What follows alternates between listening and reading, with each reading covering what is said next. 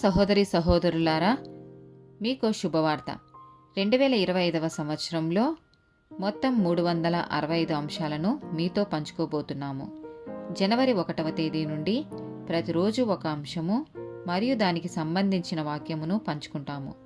దయచేసి ఆ వాక్యములను వినండి, ధ్యానించండి మరియు ఆశీర్వదించబడండి.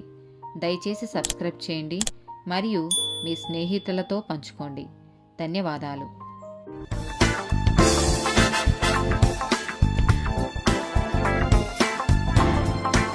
174th డే టాపిక్ గౌరవం. సామెతల గ్రంథము 3వ అధ్యాయము 9వ వచనము. నీ రాబడి అంతటిలో ప్రథమ ఫలమును నీ ఆస్తిలో భాగమును ఇచ్చి యెహోవాను గణపరచుము. మొదటి సమూయేలు గ్రంథము 2వ అధ్యాయము 30వ వచనము. నీ ఇంటివారును నీ పితరుని ఇంటివారును నా సన్నిధిని యాజకత్వము జరిగించుదురని యెహోవా ఆజ్ఞ ఇచ్చి ఉన్నను. ఇప్పుడు అది నా మనసునకు కేవలము ప్రతికూలమాయనని ఇశ్రాయేలీల దేవుడైన యెహోవా సెలవిచ్చుచున్నాడు.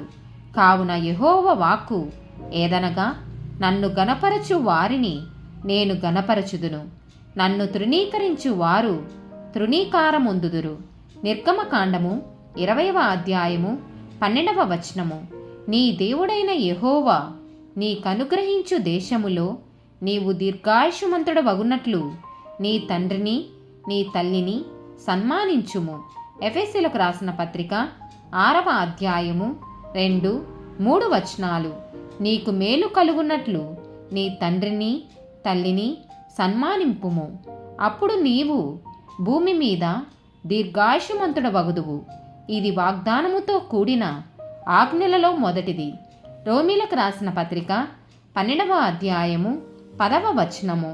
సహోదర ప్రేమ విషయములో ఒకని యందొకడు అనురాగము గలవారై ఘనత విషయములో ఒకనినొకడు గొప్పగా ఎంచుకొనుడి. మొదటి తిమోతికి రాసిన పత్రిక 5వ అధ్యాయము 17వ వచనము. బాగుగా పాలన చేయు పెద్దలను, విశేషముగా వాక్యమందును ఉపదేశమందును ప్రయాసపడు వారిని రెట్టింపు సన్మానమునకు పాత్రులుగా ఎంచవలెను. 2వ కొరింథీయులకు రాసిన పత్రిక 8వ అధ్యాయము 21వ వచనము.